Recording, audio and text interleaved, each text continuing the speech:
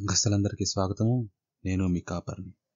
ఈ వీడియోలో మనం బ్రేకింగ్ ఇండియా సిరీస్లోని ఎపిసోడ్ నెంబర్ 1.2 మీద డిస్కస్ చేసుకోబోతున్నాం. ఇది రాజీవ్ మల్హోత్రా గారు రచించిన breaking India 1.0 book, western interventions in Dravidian and Dalit fault lines కి సంబంధించిన పుస్తకంలో 2వ అధ్యాయం ఉండబోతుంది. చాలా చిన్న అధ్యాయమే, 3 పేజీలే ఉంటుంది. అందుకని చెప్పి దీన్ని ఒక ఎపిసోడ్లోనే డిస్కస్ చేసేస్తున్నాం. తెలుగులో చెప్పాలి అంటే భారతదేశాన్ని విచ్ఛిన్నం చేయడానికి ప్రయత్నిస్తున్న శక్తులు, అలాగే అవి ఎలాంటి ప్రయత్నాలు చేసినాయి అనే దాని మీద ఈ పుస్తకం ఉంటుంది. సో మొత్తం అంతా ఇదంతా కూడా 1.2 అంటే ఫస్ట్ పుస్తకంలోని 2వ ఎపిసోడ్ అనమాట, 2వ చాప్టర్. సో మొదటి చాప్టర్ను ఆల్రెడీ ఒక వీడియో చేశాను. దాని లింక్ని పైన కార్డ్లో వేస్తాను. మీకు ఇక్కడ ప్రాంప్ట్ వచ్చింది, కావాలనుకున్న వాళ్ళు అందులో చూడొచ్చు. సో దానికి సంబంధించి ఏంటంటే, ఆ ఇండియా అనేది సూపర్ పవరా, అంటే అగ్రరాజ్యమా, లేకపోతే జస్ట్ ఒక యుద్ధ భూమా, అది కూడా మొత్తం అంతా కూడా బ్రద్దలైపోయిందా అని చెప్పేసి దాని మీద ఫోకస్ చేశాడు అనమాట, జస్ట్ ఒక ఓవర్ వ్యూ ఇవ్వడానికి. అట్లాగే ఈ చాప్టర్లో కూడా డీటెయిల్స్లోకి వెళ్లకుండా యూరోపియన్ ఇన్వెన్షన్స్, అంటే ఈ క్యాస్ట్ సిస్టమ్ కానివ్వండి, లేకపోతే రేస్ థియరీ కానివ్వండి, ఇట్లా ఈ యూరోపియన్ ఇన్వెన్షన్స్ ఏవైతే ఉన్నాయో వాటి మీద జస్ట్ ఒక సమీక్ష లాగా ఉండిద్ది ఈ చాప్టర్. తర్వాత చాప్టర్లన్నీ డీటెయిల్స్లోకి వెళ్తాయి. సో ఈ ఎపిసోడ్ వచ్చేసరికి యూరోపియ జాతుల సృష్టిపై సమీక్ష. సో ఇది యూరోపియ జాతులు కాదు, యూరోపియులు సృష్టించిన జాతులు అనే కాన్సెప్ట్ పైన సమీక్ష అనమాట.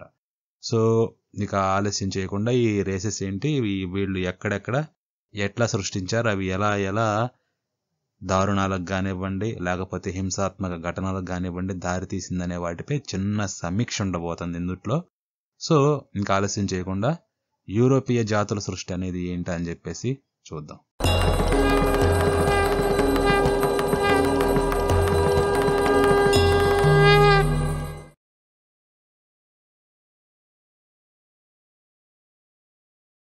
ముందుగా ఏమంటారంటే, పాశ్చాత్య విద్యా సంస్థలు ఏవైతే ఉన్నాయో అవి చేసిన నిర్మాణాలు, వాటి విద్యాపరంగా కానివ్వండి ఎట్లా అన్నా, అవి ప్రపంచం అంతటా కూడా ఎట్లా హింసకు దారి తీసాయనే దాని మీద ఈయన ఫోకస్ చేస్తాడు. తెలిసిందే, గత 5 శతాబ్దాల్లో కూడా యూరోప్ దేశాలు, లేకపోతే యూరోప్ జాతులు అనుకోండి, లేకపోతే వాటి భాగాలు అనుకోండి, ఎలాగనుకున్నా కూడా అవన్నీ కూడా ప్రపంచంలో వివిధ ప్రాంతాలలో వలసలు ఏర్పాటు చేసినాయి. తర్వాత అక్కడ ఉన్న లోకల్ పవర్ల మీద యుద్ధం చేసినాయి, గెలిచినాయి. ఆ దేశాలను ఆక్రమించుకొని వాటిని కింద వీటికి కాలనీస్ కంటే వలస పాలిత దేశాలుగా మార్చుకున్నాయి అనమాట. ఎక్కడెక్కడంటే ప్రముఖంగా ఆసియా, ఆఫ్రికా, అమెరికాల్లో మీరు ప్రధానంగా ఇవి ఫోకస్ లో ఉన్న ఏరియాస్ అనమాట. సో ఇక్కడ ఉన్న లోకల్ పవర్ని గెలిచి అవి వలసలు ఏర్పాటు చేసుకున్నాయి. సో అయితే వలసలు ఏర్పాటు చేసుకున్నాక ఏంటంటే, ఇవి అక్కడ లోకల్ గా ఏవైతే సంస్కృతులు ఉంటాయో వాటిని యూరోప్ కేంద్రిత దృష్టితోటి చూడడం మొదలుపెట్టినాయి. సో అర్థం చేసుకోవాలి అంటే, ఇక్కడ సంస్కృతిని ఇక్కడ ఉన్న కళ్ళతోటి, లేకపోతే ఈ ప్రాంతానికి సంబంధించిన దృష్టితోటి చూడకుండా ఎక్కడో దూరంగా వాళ్ళ సొంత దృష్టి ఏదైతే ఉందో యూరోప్ లో, అక్కడ దాన్ని తీసుకొచ్చి దాని ద్వారా ఇక్కడ చూడడం మొదలుపెట్టినాయి అనమాట, అర్థం చేసుకోవడం మొదలుపెట్టినాయి. వీటిని ఏం చేసిందంటే, ఇక్కడ లోకల్ ప్రాంత అంటే లోకల్ గా ఉండే కల్చర్ల హిస్టరీ ఏముందో, లేకపోతే ఈ సంస్కృతుల యొక్క చరిత్ర, వీటన్నిటినీ కూడా గ్లోబల్ గా, అంటే ఏంటి, ప్రాపంచిక చరిత్ర నెరేటివ్ లోకి వీళ్ళకి ఏదైతే అనుగుణంగా ఉండిద్దో దాంట్లోకి ఫిట్ చేయడానికి, దాంట్లోకి కుదించి నెట్టడానికి ప్రయత్నిస్తా ఇక్కడ లోకల్ గా ఉండే చారిత్రకత వీటన్నిటిని కూడా ఈ స్థానిక చరిత్రని ప్రపంచ చారిత్రక వృత్తాంతాల కోణంలో నిర్మించడం మొదలుపెట్టినాయి అనమాట. సో ఇక్కడ వాటికి ఫోకస్ సెంటర్డ్ గా కాకుండా వాళ్ళ సెంటర్డ్ గా లోకల్ కల్చర్స్ ని, వాళ్ళైతే లోకల్ కల్చరల్ హిస్టరీని నిర్మించడం మొదలుపెట్టినాయి. ఇట్లా వీటిలో ఏంటంటే చాలా పక్షపాతపూరితంగా నిర్మించినాయి. యాక్చువల్ ఫ్యాక్ట్స్ తోటి సంబంధం లేకుండా ఇదే ఫ్యాక్ట్ అన్నట్టుగా కూడా అవి నెలకొల్పడానికి ట్రై చేసినాయి. ఇది చానాళ్లు గడిచింది. కాకపోతే రీసెంట్ గా వీళ్ళు చేసిన ఈ కుతంత్రాలు కానీ, లేకపోతే ఈ పక్షపాతపూరితంగా ఎట్లయితే వీటిని డిస్టార్ట్ చేశారో, అవి బయటకు వచ్చినా, వెలుగులోకి వచ్చినా కూడా ఇంకా ఇవి నేటికి కూడా ఈ సామాజిక లేకపోతే రాజకీయ సంభాషణల్లో కానీ, లేకపోతే అకాడమీస్ లో, కాలేజెస్ లో, యూనివర్సిటీస్ లో ఇచ్చే ఎడ్యుకేషన్ లో కానీ, వీటన్నిటిలో కూడా ఇవి ఇంకా చాలా శక్తిని కలిగి ఉన్నాయి అన్నమాట. ఇవి చాలా పక్షపాతపూరితంగా ఫ్యాక్ట్స్ మీద బేస్ చేసుకోకుండా రాసినవి అని తేలినప్పటికీ కూడా. సో ఇప్పుడు ఏంటంటే, ఏ శక్తులు ఈ వలసవాద నిర్మాణాలకు దారి తీశాయి, ఎవరు నిర్మించారు, ఎవరు వీటిని పోషించారు, ఎవరు నిలబెడుతున్నారు, ఎవరు వీటిని ఇంకా ప్రాపగేట్ చేస్తున్నారు, ఇంకా అంతేకాకుండా ఈ శక్తులు ఏవైతే ఉన్నాయో వీటి ఉనికికి అప్పటి నుంచి కూడా ఇప్పటికీ బ్రేక్ కాకుండా ఇంకా కంటిన్యూ వస్తున్నాయి అంటే, ఇంకా కూడా అవి అవిచ్ఛిన్నంగా ఉనికిలో ఉన్నాయంటే వాటికి కారణాలు ఏంటి అని చెప్పేసి రాబోయే అధ్యాయాల్లో ఫోకస్ ఉండబోతుంది. ఇక్కడ జస్ట్ ఒక సమీక్షే. సో ఈ తర్వాత ఆయన కొన్ని ప్రాంతాలు తీసుకొని వాటిలో పోలుస్తారన్నమాట. మొత్తం 4 భాగాలు తీసుకున్నాడు. ఒకటి యూరోప్ సంబంధించి, భారతదేశానికి సంబంధించి, ఆ తర్వాత శ్రీలంక, ఆ తర్వాత ఆఫ్రికా. సో ముందుగా యూరోప్ గురించి ఏమని చెప్తున్నాడో చూద్దాం. కాలనీస్ ఏర్పడి కొన్ని శతాబ్దాలు గడిచేసరికి బహుశా ఈ టచ్ వల్లనో లేకపోతే ఎట్లాగో 18వ శతాబ్దంలో యూరోప్లో ఎన్లైటన్మెంట్ అనేది మొదలైంది. దానివల్ల ఏంటంటే వీళ్ళకి చిన్న ప్రమాదం వచ్చింది. ఓకే, ఇక్కడ మనకన్నా డెవలప్డ్ కల్చర్ ఉంది, చాలా పెద్ద ట్రెడిషన్ ఉంది, ఎథికల్ సిస్టమ్, మోరల్ సిస్టమ్ కానీ, జస్టిస్ సిస్టమ్ కానీ ఇవన్నీ ఉన్నాయి. సో ఇంతకీ మనదేంటి, మన చరిత్ర ఏంటి, మనకంటూ ఏదన్నా చరిత్రలో స్వర్ణగతం ఉందా, మనకంటూ గోల్డెన్ పాస్ట్ ఏమన్నా ఒకటి ఉందా అని చెప్పి వాళ్ళు వెతుక్కుంటున్నారు.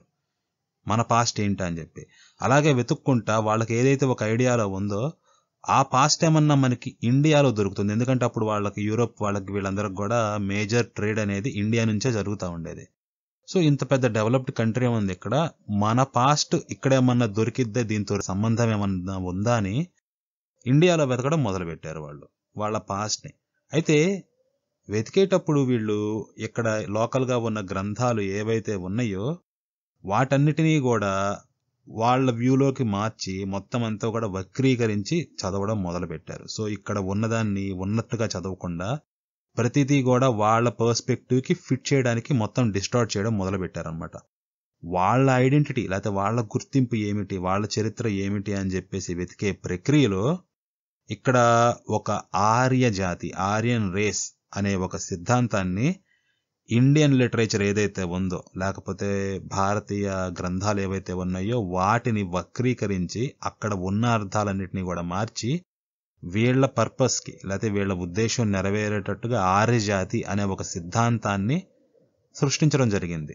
ఇక దానికి తోడు యూరోప్లో అప్పుడు నాజీవాదం పెరగడం, నాజిజం అంటారు. సో ఆ తర్వాత యాంటీసెమిటిజం కానీ ఇవి పెరగడము, ఆ తర్వాత హోలోకాస్ట్ జరగడము, ఇట్లా రకరకాలుగా ఏంటంటే ఇన్ని జరిగినాక ఈ పరిణామాలు ఎట్టు దారి తీసాయంటే ఆర్య జాతి అనేది ఒక స్టాంపు వేసినట్టుగా తయారైంది అనమాట. ఇదంతా నిజం అన్నట్టుగా. కాకపోతే వీటి మూలాల్లోకి వెతుక్కుంటే వెళ్తే అనేక వక్రీకరణలు ఉంటాయి. సో ఈ వక్రీకరణలు ఏంటా అని చెప్పేసి కూడా తర్వాత అధ్యాయాల్లో ఆయన డిస్కస్ చేస్తాడు. ఇక్కడ జస్ట్ వరకు ఎట్లా దారి తీసిందని చెప్పేసి సమీక్ష. మీకు ఈ వీడియో చివరిలో ఫ్లో చార్ట్లో చూపిస్తాను, అది ఎట్లా చేశారా అని చెప్పేసి ఓవర్వ్యూగా. సో ప్రస్తుతానికైతే ఇక్కడతోటి యూరోప్ అయిపోయింది. నెక్స్ట్ ఇండియాలో ఏం జరిగిందా అని చెప్పేసి చిన్న ఓవర్వ్యూ చూద్దాం. భారతదేశంలో అయితే వీటన్నిటికీ మూల పురుషుడిగా ఒక రకంగా లేకపోతే మూల కారణంగా మ్యాక్స్ మ్యూల్లర్ని చెప్పుకోవచ్చు. సో ఈయనేం చేశాడు అంటే ఇండియన్ లాంగ్వేజెస్ మీద వర్క్ చేశాడు. అంతేకాకుండా ఈయన భాషను ఆధారం చేసుకొని భాష ఆధారంగా ఆర్య అనే వర్గాన్ని భాషని బేస్ చేసుకొని భాషాపరంగా దాన్ని డివైడ్ చేశాడు. ఆర్య అనే ఒక వర్గాన్ని ఎలాగా, ఆర్యులు అంటే గౌరవింపబడిన వారు లేకపోతే గౌరవనీయులు అనే వర్గం అన్నమాట, నోబుల్ వర్గం అనే దాన్ని భాష పరంగా ఇప్పుడు సర్ అని కానీ మేడం అని కానీ ఎట్లా అంటారు, లేకపోతే అట్లా అయ్యా అని ఎట్లా అంటారు, అట్లా లింగ్విస్టిక్ బేస్డ్ మీద చేసుకుని డివైడ్ చేస్తే ఆర్య అనే వర్గం ఉంది, రెస్పెక్టెడ్ వర్గం అని చెప్పేసి ఈయన అట్లా ప్రతిపాదించాడు. కాకపోతే తర్వాత ఇక్కడ కొలోనియల్ అడ్మినిస్ట్రేటర్స్ ఎవరైతే ఉన్నారో అధికారులు, ఈ బ్రిటిష్ రాజ్యం కానీ ఇంకా రకరకాల రాజ్యాల అధికారులు, వీళ్ళు ఈ భాషను బేస్ చేసుకొని మ్యాక్స్ మ్యూల్లర్ ఏదైతే వర్గీకరించాడో ఆర్య జాతి లేదా ఆర్య వర్గం, అది ఇంకా జాతిగా కాలేదు. సో ఆర్య అనే వర్గాన్ని దానికన్నా ముందు ఇక్కడ లోకల్ గా ఏవైతే వర్గాలు ఉన్నాయో భారతదేశంలో సాంస్కృతిక పరంగా డివైడ్ అయి ఉన్నాయి, ఆ వర్గాల్ని వారు ఇట్లా సాంస్కృతుల బేస్డ్ గా కాకుండా లేకపోతే భాషల బేస్డ్ గా కాకుండా జాతుల పరంగా డివైడ్ చేయడం మొదలు పెట్టారనమాట.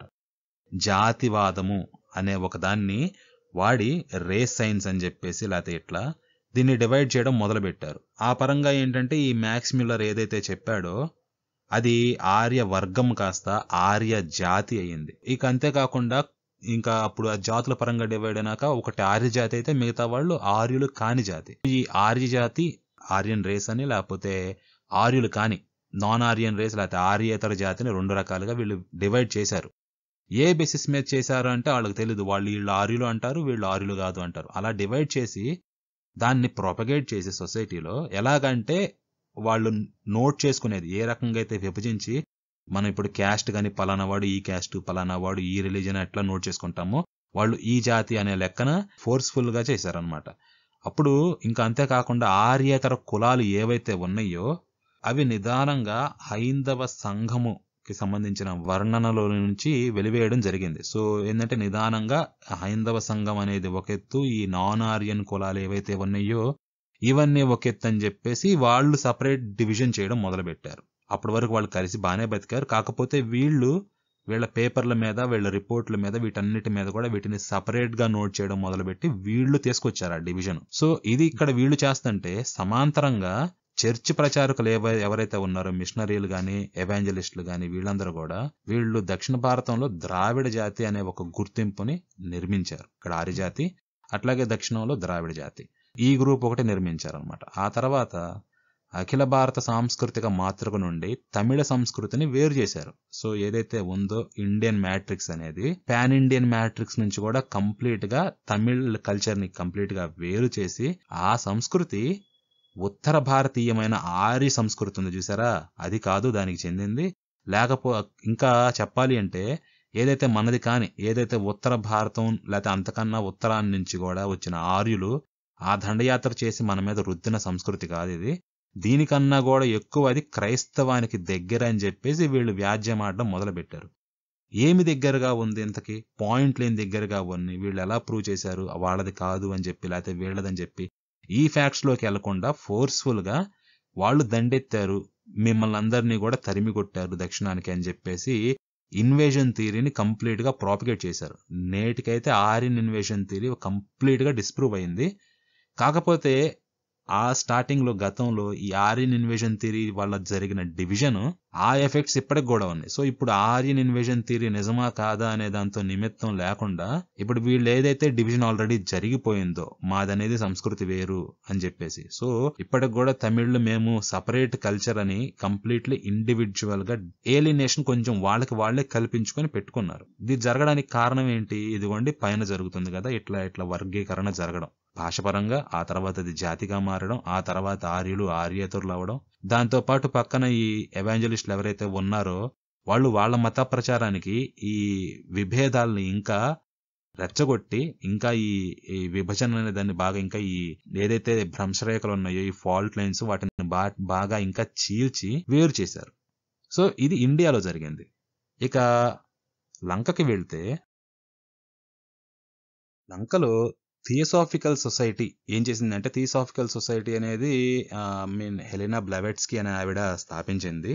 సో వాళ్ళు ఏంటంటే ఈ బౌద్ధ మతాన్ని కొంచెం రివైవ్ చేద్దామని చెప్పేసి లేకపోతే ఆ రివైవల్ ప్రక్రియలో వీళ్ళు ఆర్య సిద్ధాంతాన్ని కూడా విస్తరించారు. సో ఇక్కడ లోకల్ వాళ్ళందరూ కూడా మీరందరూ ఆర్యులు, మనము నువ్వు నేను అందరం ఆర్యులు అనేలాగా మనది బౌద్ధ మతం మనదే అని చెప్పేసి వాళ్ళు వాళ్ళ బౌద్ధ మతాన్ని విస్తరించడానికి ఈ ఆర్యజాతి సిద్ధాంతాన్ని వాడుకున్నారు. ఇదే టైంలో ఏంటంటే మనకి ఇండియాలో కూడా బిషప్ రాబర్ట్ కాల్డ్వెల్ అని ఆయన ఎట్లా చేశాడు, తమిళులు మీరందరూ కూడా ద్రావిడులు అనే సిద్ధాంతాన్ని వాళ్ళ బుర్రలకు ఎక్కించాడు. ఇందాక చెప్పినట్టుగా అదే టైంలో మ్యాక్సిములర్ ఏదైతే ఆర్య అనేది వర్గీకరించాడో భాషపరంగా, ఆయన ఈ సిన్హల జాతీయులు ఎవరైతే ఉన్నారో వీళ్ళందరూ కూడా ఆర్యులు అని చెప్పేసి ఆయన చెప్పాడు. వీళ్ళిద్దరూ కలిసి ఇట్లా చేశారనమాట. తమిళులేమో ద్రావిడులు, సిన్హల జనతావా అంటారనమాట వీళ్ళని సిన్హలీయులు అని చెప్పేసి, వీళ్ళందరూ కూడా ఆర్యులు. ఇప్పుడు ఏమైంది, ఇటు తమిళులకి వాళ్ళు ఇండియాలో తమిళనాడుకి నార్త్ సైడ్ వెళ్తే కూడా అందరూ ఆర్యులే, సౌత్ సైడ్ వెళ్తే శ్రీలంక కూడా అందరూ ఆర్యులే.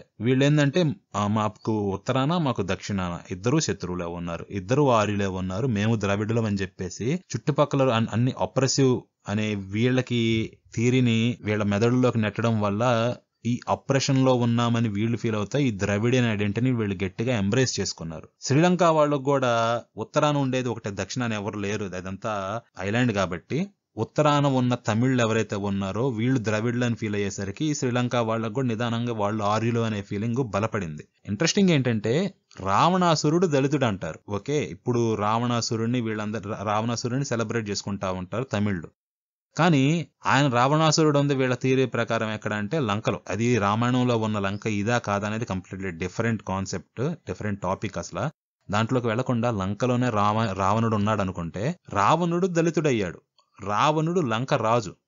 సో ఇప్పుడు తమిళులు లేకపోతే ద్రవిడులు ఎవరైతే ఉన్నారో వారు ఉత్తరాన్ని నుంచి వచ్చారా? శ్రీలంక వాళ్ళు ఇంకా లోకల్స్ అన్నమాట. ఇంకో రకంగా చెప్పుకోవాలంటే మెజారిటీ కూడా వాళ్లే ఉన్నారు. మొత్తం లంకలో 85% ఎంతమంది సింహలీలు ఉన్నారనమాట. మరి వీళ్ళందరూ ఆర్యులైతే మరి తమిళ్లు ఎక్కడి నుంచి వచ్చినట్టున్నారు? ఇప్పుడు తమిళులకి మాది ఇది అనుకోవడానికి వాళ్ళకి ఏం హక్కు ఉందో ఏంటో అనేది మొత్తం ఏంటంటే గబ్బు గబ్బు చేసి పెట్టారు అనమాట వీళ్ళు ఈ డివిజన్స్ అనేవి తీసుకొచ్చి. ఇప్పుడు ఏమైంది, ఈ ద్రావిడ గుర్తింపుని వీళ్ళు యాక్సెప్ట్ చేసినాక వాళ్ళు అంగీకరించారు, ఓకే మేము ద్రవిడియన్స్ అని చెప్పేసి. సో ఆటోమేటిక్ గా ఈ డివిజన్ వచ్చినప్పుడు ద్రవిడులకి ఇంకొక అవతల పక్క వికృతి పదం, లేకపోతే పోలార్ అపోజిట్, లేకపోతే other side of the coin అని ఆర్యులు అనే వాళ్ళపైన ద్రవిడులకు ఆటోమేటిక్ గా ద్వేషం అనేది పుట్టింది. సో డివిజన్ వచ్చినాక నువ్వు అలాగో నేను అలాగ, నువ్వు వేరు నేను వేరు అనుకోవడము, ఆ పరంగా నాదేంటి నా దాంట్లో నువ్వు వచ్చావని చెప్పేసి నిదానంగా ఇవన్నీ కూడా ఇంటెన్సిఫై అవుతా వచ్చినాయి. సో ఇలా కొన్ని దశాబ్దాలు వీళ్ళు చేసిన ఈ వేర్పాటుతనం నుంచి శ్రీలంకలో ఎథ్నిక్ సివిల్ వార్ జరిగిందనమాట. అంటే ఏంటంటే బాగా చాలా మంది చనిపోయేంత లెక్కన మొత్తం అంత జాతుల మధ్య అంతర్యుద్ధం జరిగింది. సో ఇది శ్రీలంకలో పరిస్థితి అనమాట. ఇలాగే వాళ్ళు ఏంటంటే ఇది ఒక ప్రాంతానికి వాళ్ళు చేసింది కాదు, వాళ్ళు ఎక్కడెక్కడైతే వాళ్ళ కాలనీస్ ఏర్పాటు చేశారో వాటన్నిటిల్లో కూడా ఈ జాతులు అనే ఐడెంటిటీని తీసుకొచ్చి వాళ్ళ మీద రుద్ది వీళ్ళకి గొడవలు పెట్టి వీళ్ళందరూ కొట్టుకుంటుంటే వాళ్ళు లాభాన్ని పొందారు. సో ఇది మీరు ఇక్కడే కాదు, వాళ్ళు ఎక్కడికైతే వెళ్లారో అక్కడ అన్నిట్లో కూడా ఇదే గేమ్ ప్లాన్ వాళ్ళది కనిపించింది. దాన్ని బట్టి చెప్పొచ్చు అనమాట ఇది లోకల్ గా ఉన్న డిఫరెన్సెస్ కావు, వీళ్ళు మ్యానుఫ్యాక్చర్ చేసిన డిఫరెన్స్లు అని చెప్పేసి. మీరు ఇంకోటి ఇంట్రెస్టింగ్ గా ఇదే రువాండా అని ఒకటి ఉంది, లేకపోతే ఆఫ్రికా మొత్తం మీద కూడా చూడొచ్చు మీరు జనరల్ గా. సో ఇక్కడ నెక్స్ట్ పాయింట్ అనేది ఆఫ్రికా మీద ఉండేది. ఆఫ్రికా విషయానికి వచ్చేసరికి ఏంటంటే మన దగ్గర లాగా కాకుండా, మన దగ్గర అయితే ఏదో తెలియని ఎక్కడి నుంచి వచ్చారో తెలియదు, ఎక్కడి నుంచో వచ్చారంటారు, మరి యాడ్ నుంచి వచ్చారు, అక్కడ ఏమన్నా ఆర్యులు అవశేషాలు ఉన్నాయంటే తెలియదు, కానీ ఎక్కడి నుంచో వచ్చారు ఆర్యులు, వాళ్ళు దండయాత్ర చేసి ఆక్రమించాలని చెప్తారు. కాకపోతే ఆఫ్రికా దగ్గరకు వచ్చేసరికి ఈ దండయాత్ర చేసిన వాళ్ళు ఎవరో వాళ్ళకి ఒక ఐడెంటిటీ కూడా ఉంది.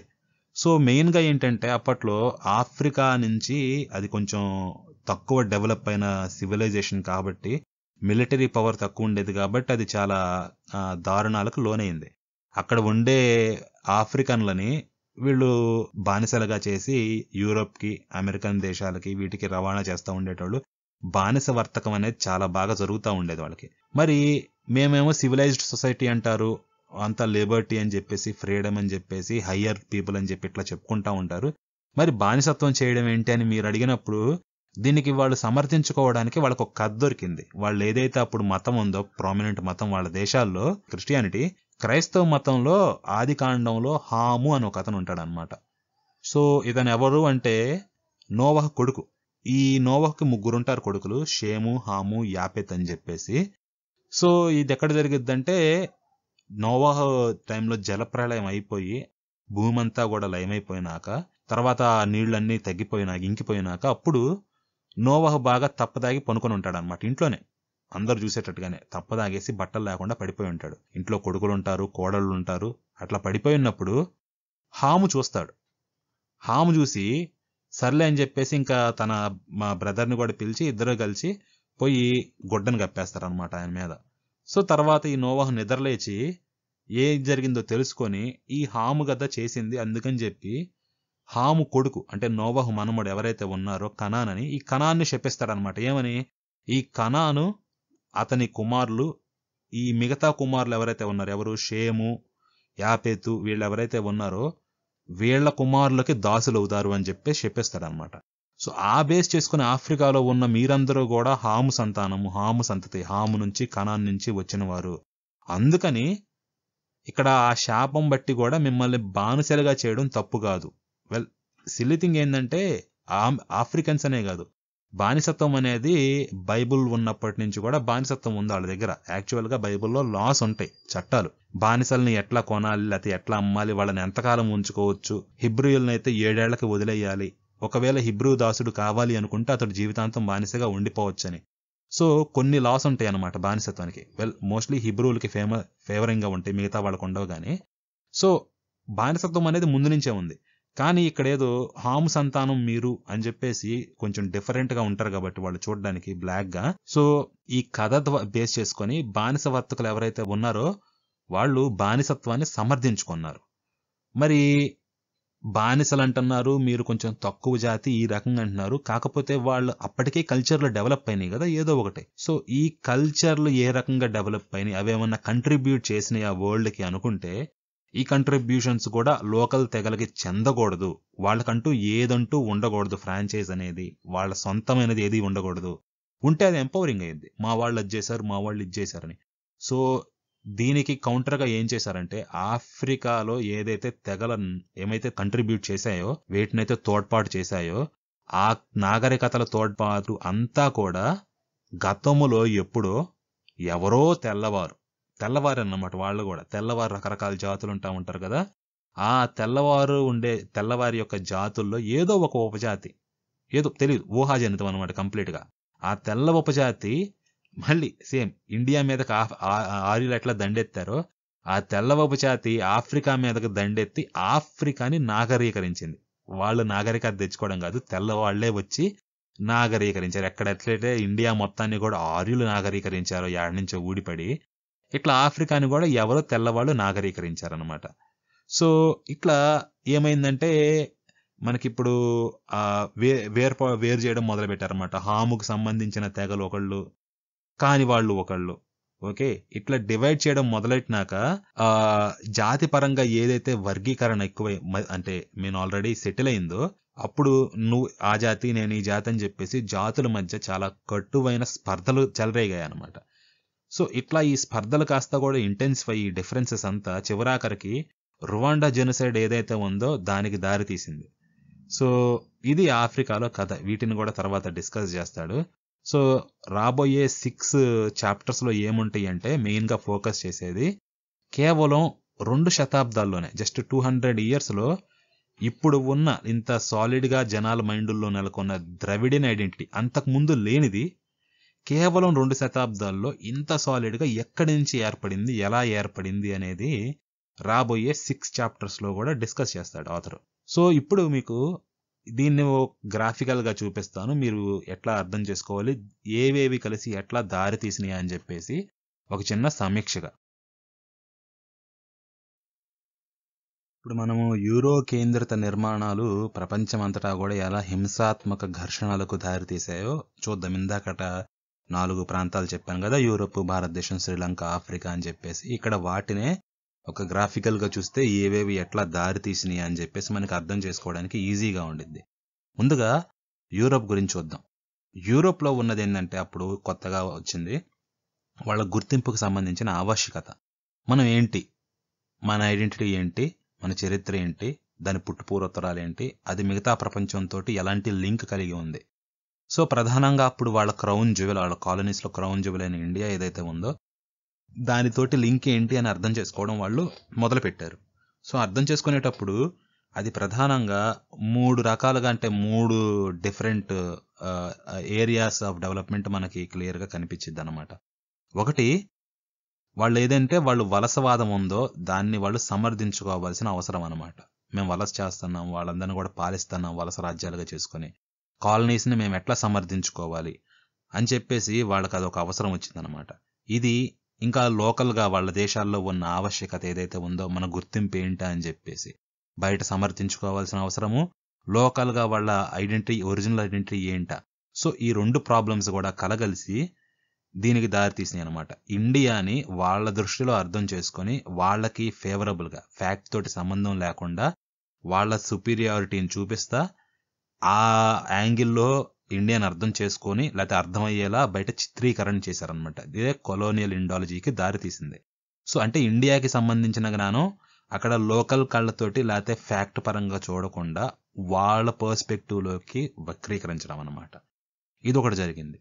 ఇదే టైంలో అక్కడ యూరోప్ లో వేరే దేశంలో కూడా మార్పులు జరుగుతున్నాయి. జర్మనీలో జాతీయవాదం అనేది బాగా పవర్ పుంజుకుంది. సో హిట్లర్ మీకు తెలిసిందే, జర్మన్. సో ఆయన జర్మన్ జాతీయవాదాన్ని బాగా రేకెత్తించాడు. అంతేకాకుండా ఆ జాతీయవాదం పెరిగి పెరిగి అక్కడ ఎవరైతే యూదులు ఉన్నారో వాళ్ళ పట్ల అది ద్వేషంగా మారింది. ఓకే, సో ఇంకా వీళ్ళు క్రీస్తుని చంపారని కానివ్వండి, ఇట్లా రకరకాల కారణాల చేత, ఇప్పుడు అవన్నీ కూడా మనకి టాపిక్ కాదు.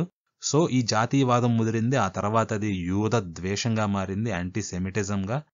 ఇక నిదానంగా ఏందంటే ఈ రెండు కూడా కలగలిసి మీరు హీన జాతి, మేము ఉన్నత జాతి అని చెప్పేసి జాతుల పరంగా ఎట్లా విభజించాలి అనేలాగా ఒక జాతి శాస్త్రమే తయారైంది. సో లోపల సొసైటీలో మాది ఉన్నత జాతి, ఎందుకు ఇందుకు ఇందుకు ఇట్లా ఒక శాస్త్రం అనేలాగా తయారు చేశారనమాట జాతిని క్లాసిఫై చేయడాన్ని.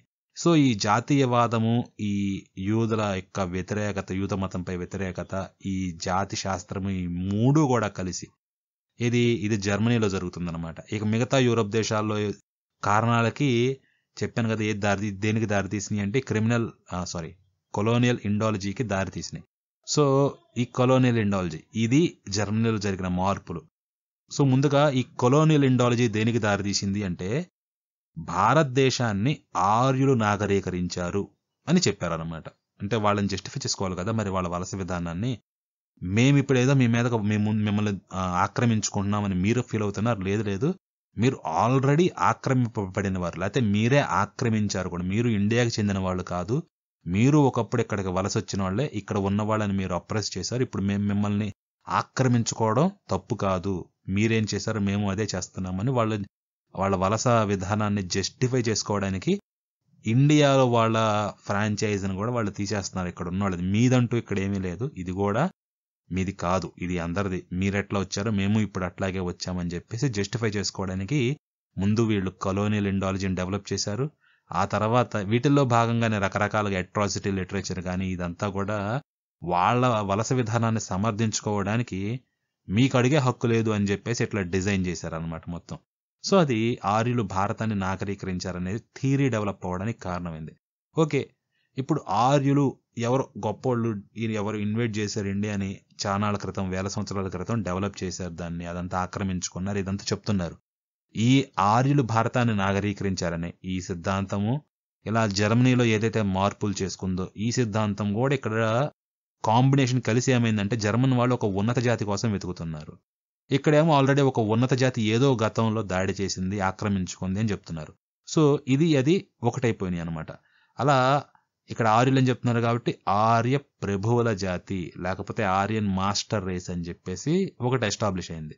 జర్మన్ పరంగా ఇది రేస్ సైన్స్ కూడా అయిందనమాట. సో ఇలా ఈ ఆర్య ప్రభువుల జాతి ఏదైతే ఉందో ఇది తర్వాత రిజల్ట్ ఏంటి అంటే రెండవ ప్రపంచ యుద్ధంలో మారణకాండ అనమాట. మనం ఇప్పుడు మళ్ళీ ప్రపంచ యుద్ధానికి కారణాలు ఇవన్నీ వెతుక్కోవద్దు, అది complete out of topic.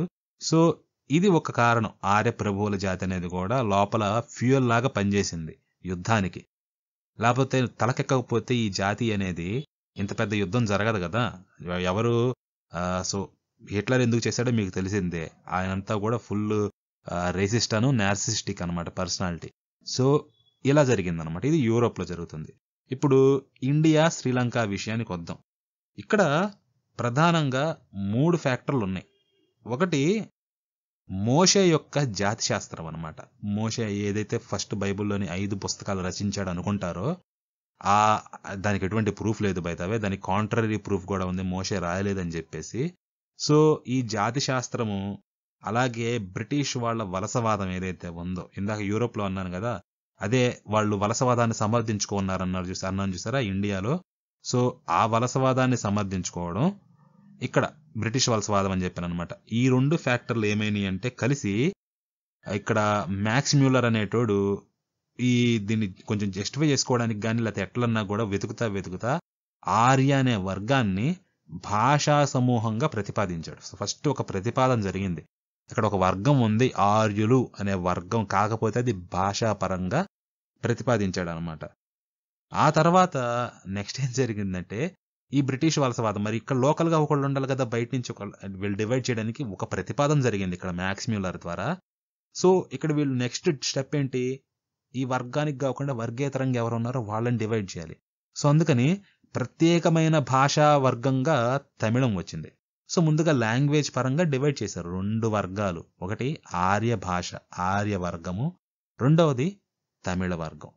So ఇలా డివైడ్ అయిందనమాట. 2 డివిజన్స్ వచ్చినాయి కదా, లింగ్విస్టిక్ బేస్డ్ మీద కనండి ఇవి. కాకపోతే ఇంట్రెస్టింగ్గా ఇవి ఎటు దారి తీసినాయి అంటే అప్పుడు క్రైస్తవం ఆల్రెడీ మత ప్రచారం చేస్తున్నారు కదా, వాళ్ళు ఈ తమిళ్ డివిజన్ ఏదైతే ఉందో దాన్ని అడ్వాంటేజ్గా తీసుకొని ఇది తమిళులు మీరందరూ వేరని చెప్పేసి అక్కడ బిషప్ రాబర్ట్ కాల్డ్వెల్ అనే ఆయన ద్రావిడ జాతిని సృష్టించాడు ఏకంగా. సో నేమింగ్ చేయడం అనమాట, వీళ్ళకంటూ ఒక ఐడెంటిటీని మ్యానుఫ్యాక్చర్ చేయడం. సో ఈ ద్రావిడ జాతిని మ్యానుఫ్యాక్చర్ చేశాడు ఈ కాల్డ్వెల్ అనే ఆయన. సో ఇప్పుడు ఇది ఇట్లా సెటిల్ అయింది అనమాట. ఇదే టైంలో ఈ మ్యాక్స్ మిల్లర్ ఏదైతే వర్గీకరించాడో భాషాపరంగా అది రిజ్లే, కాలోనియల్ అడ్మినిస్ట్రేటర్స్ ఉన్నారు కదా, వీళ్ళలో లార్డ్ రిజ్లే అంటారు. సో ఈ రిజ్లీ ఆర్య జాతిగా మార్చాడు. సో మీరు అర్థమవుతుంది కదా, ముందు భాషాపరంగా డివైడ్ చేసి ఇక్కడ ఒక ఆయనేమో ద్రావిడ జాతిని సృష్టిస్తే ఇక్కడ ఇంకొక ఆయనేమో ఆర్య జాతిగా మార్చేశాడు అనమాట. భాషపరంగా డివిజన్స్ ఉన్న వాటిని జాతుల పరంగా డివైడ్ చేసేశారు. సో నెక్స్ట్ ఏం జరిగింది, ఈ ఆర్య జాతిగా ఏదైతే మార్చారో వాళ్ళు కులము తెగలను కూడా వీళ్ళు ఆర్యులు లేకపోతే వీళ్ళు ఆర్యేతరులు అని చెప్పేసి 2 రకాలుగా వర్గీకరించడం మొదలెట్టారు. భాషపరంగా వచ్చింది, అది జాతి అయ్యింది. ఆ తర్వాత ఆ జాతిలోనే కులాలు వీటిని కూడా ఇది ఆర్య కులము, ఇది ఆర్యేతర కులం అని చెప్పేసి, లేకపోతే ఈ తెగ ఆర్య తెగ, ఇది ఆర్యేతర తెగ. మీకు అర్థమవుతుంది కదా, ప్రతి దాంట్లో కూడా ఈ భూతం ఒకటి ఆర్యభూతం అనేది తీసుకొచ్చి అభూత కల్పన్ని పుట్టించి ఎక్కడ కావాలంటే అక్కడ వాడి ఇష్టం వచ్చినట్టుగా వీడు ఆర్యుడు కాదు అని చెప్పేసి జస్ట్ డివైడ్ చేస్తున్నాడు. విభజించి పాలించు అనే టర్మ్ మీకు గుర్తే ఉండేది, డివైడ్ అండ్ రూల్ అని చెప్పేసి. ఎగ్జాక్ట్లీ ఇదే చేస్తున్నాడు అనమాట ఇండియాలో. మీరు ఇక్కడ స్వయంగా చూడొచ్చు ఎలా పుట్టి ఆర్య అనేది వర్గం అది ఎలా మారుతుంది, జాతిగా మారుతుంది, కులాలకి తెగలకి సంబంధం లేకపోయినా కానీ వాటికి కూడా ఆపాదించబడుతుంది అనమాట. ఓకే, ఇది ఆర్య సైడ్గా వస్తుంటే ఇంకా మనం ఇక్కడ క్రైస్తవులు ఇంకోటి ఏం చేశారు అంటే తమిళులనే కాకుండా కింద ఇది ముందు ద్రావిడ జాతిని సృష్టించడానికి వాళ్ళు హ్యాండ్ ఉంది, దాన్ని ప్రాపికేట్ చేయడానికి. ఈ తర్వాత తమిళ్ లిటరేచర్ ఏదైతే ఉందో మన హిస్టరీని గెలకాలి కదా, అంటే కొత్త ఐడెంటిటీని ఇవ్వాలి. పాతది మళ్ళీ వీళ్ళు తిరిగి వెనక్కి వెళ్లకుండా పాత ఐడెంటిటీని పాత లింకుల్ని కూడా పీకివేయాలన్నమాట ఒక్కొక్కటి వేళతో సహా. సో తమిళ వారసత్వం ఏదైతే ఉందో దానిలో హిందుత్వం అనేది లేకుండా దాన్ని మొత్తాన్ని హిందూ శూన్యము చేయాలి అని చెప్పేసి. సో తమిళ సంస్కృతిలో హిందుత్వం అంటూ ఏది లేదు, ఇదంతా హిందూ శూన్యమే. హిందుట్లో ఏమన్నా ఉంది అంటే కొద్దిగా గొప్ప ఆధ్యాత్మికత, అదంతా క్రైస్తవందే అని చెప్పేసి ప్రధానంగా అప్పుడెప్పుడు 56లోనే ఎక్కడ తోమా వచ్చాడు ఇక్కడికి, యేసు శిష్యుల్లో ఒకడైన తోమా వచ్చాడు, ఆయన మత ప్రచారం చేశా అంటారు. ఇది చాలా సిల్లీ ఆర్గ్యుమెంట్ అనమాట. తర్వాత తోమా గురించి కూడా ఈ పుస్తకంలో డిస్కస్ చేయబడిద్ది. తోమా ఇక్కడికి రాలేదని చెప్పేసి కానీ ఇంకా దానికి ఉన్న కౌంటర్ ప్రూఫ్లు కానీ ఇవన్నీ కూడా. సో ఇవి తర్వాత డిస్కస్ చేయడం జరిగింది. ఇందుట్లో కూడా నేను చేస్తాను బ్రేకింగ్ ఇండియా సిరీస్లో కూడా. కాకపోతే తమిళుల్ని వాళ్ళ ఐడెంటిటీని తీసివేసి వాళ్ళ చరిత్రను కూడా కంప్లీట్గా కరప్ట్ చేసి కొత్త ఐడెంటిటీ వీళ్ళకి ఏదైతే ఉపయోగపడిద్దో దాన్ని ఆపాదించడాన్ని మీరు ఇక్కడ చూడొచ్చు. దీనికి సంబంధించి ఇంకా డీటెయిల్డ్గా నెక్స్ట్ అధ్యాయాలు వెళ్తాయి అనమాట. సో ఇది తమిళ్ని. మరి ఇప్పుడు ఇక్కడ కింద ఇందాక శ్రీలంకకి ఒక ఇష్యూ అన్నాను కదా, భారతదేశమే కాకుండా శ్రీలంక అని. ఈ థియోసాఫికల్ సొసైటీ వాళ్ళ థియోసాఫికల్ కాన్సెప్ట్స్ ఉన్నాయి కదా, దానికి సంబంధించి కూడా బౌద్ధాన్ని ప్రచారం చేయడానికి.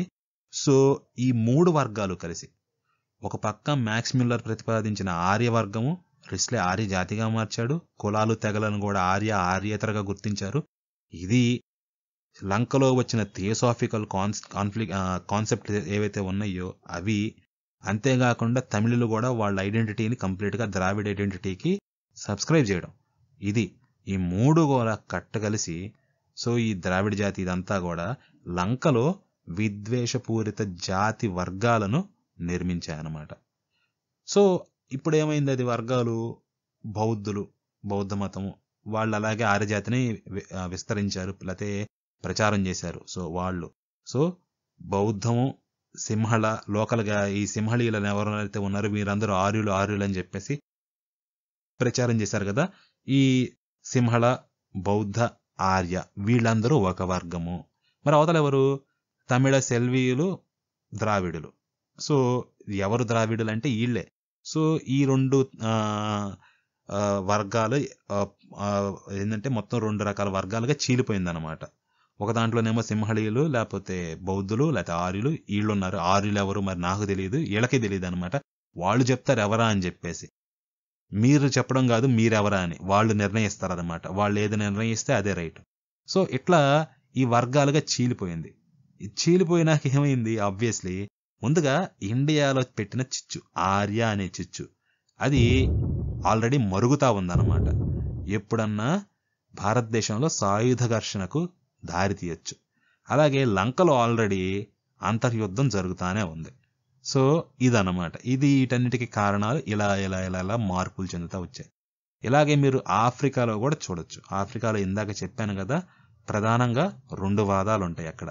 మోషే జాతి శాస్త్రం ఒకటి, అలాగే యూరోప్కు సంబంధించిన వలసవాదం అన్నమాట. మరి అంతేగా వాళ్ళ వలసవాదాన్ని సమర్థించుకోవడానికి ఈ జాతి శాస్త్రాన్ని వీటన్నిటిని వాడుకున్నారు. ఈ 2 కూడా కలగలిసి, మోషే జాతి శాస్త్రమును యూరోపియ వలసవాదం కలగలిసి చరిత్రగా హాముగాథని నెలకొల్పాయి. మీ చరిత్ర ఏంటంటే మీరందరూ హాము నుంచి వచ్చిన వాళ్ళు అని చెప్పేసి. ఇలా హాము నుంచి వచ్చారు అని చెప్పినాక నెక్స్ట్ ఏదైతే బానిసత్వం ఉందో దాన్ని బానిస వర్తకులు సమర్థించుకున్నారు. మరి అందుకే కదా దీన్ని పుట్టించింది. నెక్స్ట్ సమర్థించుకున్నాక అదేటి దారి తీసింది, మీరు హామీలు అని చెప్పేది ఎట్లా, హామీలు అనేటోళ్ళు లేకపోతే అప్పట్లో దండయాత్ర అనేది చేశారు రకరకాలుగా. వచ్చి మీది కల్చర్ ఏదైతే ఉందో, మీ కల్చర్ మీది కాదు, బయట నుంచి వచ్చిన వాళ్ళు మీకు ఇచ్చారు ఈ కల్చర్ని అని చెప్పేసి, మీకంటూ అంటే మీరు పనికిరాని వాళ్ళు అనే లెక్కన మీరేమీ సృష్టించలేదు, అంతా కూడా బయటోళ్ళు వచ్చి మీకు ఇచ్చారు అని చెప్పేసి వాళ్ళని హీనపరచడము, మీరు చేతగాని వాళ్ళు అనే లెక్కన వాళ్ళ మొరాలిటీని దెబ్బతీయడం అనమాట, వాళ్ళ మొరాల్ని దెబ్బతీయడం. ఆ తర్వాత మళ్ళీ సాంస్కృతిక ఆఫ్రికా వర్గాలు ఉన్నాయి కదా, ఆ జాతులుగా వర్గరికి సేమ్ ఇండియాలో ఎట్లా చేశారో భాషపరంగా చేశారు, జాతిపరంగా చేశారు, వాటిని కులాలు తెగలకు ఆపాదించారు. ఇట్లా ఆఫ్రికాలో కూడా అక్కడ సంస్కృతులు వేరయ్యి సంస్కృతుల పరంగా వర్గాలుగా డివైడ్ అయిన వాటిని వీళ్ళు జాతులు చేశారనమాట. నువ్వా జాతి, నువ్వు ఈ జాతి, నా సంస్కృతి వేరు కాదు. ఉదాహరణకు చెప్తా, ఆంధ్రాలో సంస్కృతి కొంచెం డిఫరెంట్గా ఉండింది, తెలంగాణలో సంస్కృతి కొంచెం డిఫరెంట్గా ఉండింది, కానీ ఇద్దరూ తెలుగు జాతే. వీడేమంటాడు ఇప్పుడొచ్చి, లేదు లేదు నువ్వు ఆంధ్ర జాతి, వాడు తెలంగాణ జాతి. డిఫరెన్స్ అర్థమవుతుంది కదా. తెలుగు జాతి మనది, నిండుగా వెలుగు జాతి మనది అన్నాడు. కానీ ఇక్కడ తెలుగు జాతి కాకుండా ఆంధ్ర జాతి, తెలంగాణ జాతిగా డివైడ్ చేస్తే ఎలా ఉండిద్దో, సో 2 జాతులు వేరైతే మీకు ఆటోమేటిక్గా ఫీలింగ్ కొంచెం డిఫరెంట్గా ఉంది చూడండి వినడానికి. వీళ్ళు ఇలా సొసైటీలో ఇంప్లిమెంట్ చేశారు. అలా వర్గీకరించి వలస పాలకులు ఏదైతే ఉందో విభజించి పాలించు అని చెప్పేసి ఆ సిద్ధాంతానికి బ్రహ్మాండంగా ఫ్యూయల్ని పోసుకున్నారనమాట. ఇంధనం కావలసినంత పుష్టినిచ్చింది. సో ఇలా ఆఫ్రికాలో మొత్తం కూడా డివైడ్ అంతా తీసుకొచ్చినాక ప్రధానంగా రువాండాలో జాతి విధ్వంసం జరిగింది. సో అక్కడ తెగల మధ్యలో ఇద్దే గొడవ పెట్టారు, వాళ్ళకి సంబంధమే లేని తీసుకొచ్చి ఓకే గొడవ పెట్టి మారణకాండకు జరిగేలా చూశారు. ఆ మారణకాండ వల్ల వీళ్ళు లాభపడ్డారనమాట. రకరకాల ఒప్పందాలు చేసుకొని వీళ్ళ మతాన్ని ప్రచారం చేసుకొని దాన్ని విస్తరించుకొని ఓకే వీళ్ళు వీళ్ళ సొంత హిస్టరీ కోసం కొట్టుకున్నారు. కానీ వీళ్ళు వచ్చేసి వీళ్ళ పాత హిస్టరీ మొత్తాన్ని పక్కన నెట్టేసి ఇదేరా మీ హిస్టరీ అని చెప్పేసి వాళ్ళకి సంబంధం లేని క్రైస్తవాన్ని అంటగట్టారనమాట. సో ఇది మీరు రాబోయే అధ్యాయాల్లో చూడగలరు. ఇది మీకు ఇంకొంచెం డీటెయిల్డ్గా వెళ్ళిద్ది. ఈవెంట్స్ ఎలా ఎలా ఏ తెగల మధ్య జరిగినాయి, ఎలా దారితీసింది, ఎవరెవరు ఎలాంటి రోల్ ప్లే చేశారని చెప్పేసి రాబోయే ఎపిసోడ్లో డిస్కస్ చేస్తాను. సో ఇదైతే జస్ట్ ఒక 3 పేజెస్ ఉంది పుస్తకంలో, దానికే ఇంత అయింది. కాకపోతే నెక్స్ట్ చాప్టర్ వచ్చేసరికి 3rd పార్ట్ వచ్చేసరికి అది ఆర్య జాతిని ఎలా సృష్టించారు అనే దాని మీద ఉండేది. అదైతే 22 పేజీలు ఉంది. సో వీళ్ళనంత క్రిస్ప్గా ఉంచడానికి ట్రై చేస్తాను. సో అర్థమైందని అయితే అనుకుంటున్నాను. ఏమన్నా డౌట్ ఉంటే కనుక మీకు కింద కామెంట్స్లో పెట్టండి. సో వీడియో కనుక నచ్చినట్లయితే లైక్ చేయండి, షేర్ చేయండి, ఛానల్ని సబ్స్క్రైబ్ చేయడం మాత్రం మర్చిపోవద్దు. మా బహుశా నెక్స్ట్ చాప్టర్ ఏదైతే ఉందో అది మల్టిపుల్ పార్ట్స్లో ఉండొచ్చు, ఎందుకంటే చాలా పెద్ద కాన్సెప్ట్ కదా, కొంచెం డీటెయిల్డ్గా వెళ్ళాలి. లేదు ఇంకా ఏదైనా కొంచెం స్కిప్ చేయగలం అనుకుంటే మీరు బుక్ తీసుకొని చదివితే బెటర్ అండి. డిస్క్రిప్షన్స్ అన్నీ కూడా బుక్కి సంబంధించిన లింకులన్నీ కూడా డిస్క్రిప్షన్లో ఉన్నాయి. తెలుగులో పుస్తకం అయితే కేవలం 100 రూపీస్ మాత్రమే. సో మీరు కావాలంటే దాన్ని తీసుకోవచ్చు. కాకపోతే ఇంగ్లీష్ కొంచెం బాగుండిద్ది పుస్తకం, ఇంగ్లీష్ వచ్చిన వాళ్ళు ఇంగ్లీష్ బుక్నే తీసుకోండి. ఆల్రెడీ లింకులన్నీ కూడా డిస్క్రిప్షన్లో ఇచ్చాను, మీరు అక్కడి నుంచే కొనుక్కోవచ్చు, అమెజాన్లో ఉన్నాయి. సో ఇబ్బంది లేదనమాట. సో నెక్స్ట్ వచ్చేసరికి ఏంటంటే ఆర్య జాతిని ఎలా సృష్టించారు అనే వాటి మీద ఉండబోతుంది. చాలా ఇంట్రెస్టింగ్ టాపిక్.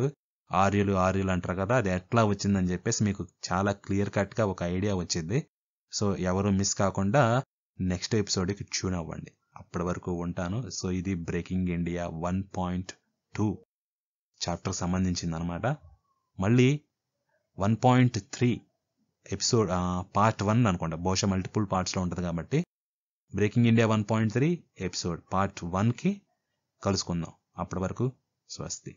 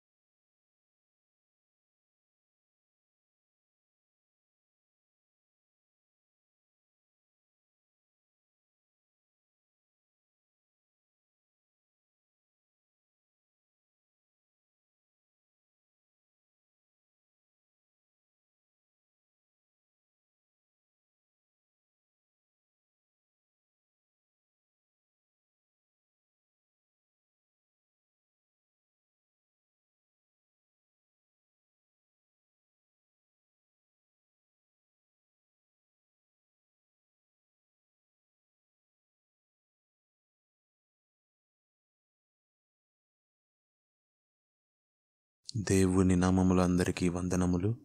ఈ వీడియోల ద్వారా నేను చేయుచున్న పరిచర్య మీకు నచ్చినట్లయితే దేవుని నామములో మీరును నా పరిచర్యలో పాలిభాగస్థులు అవ్వుడి. ఆమెన్.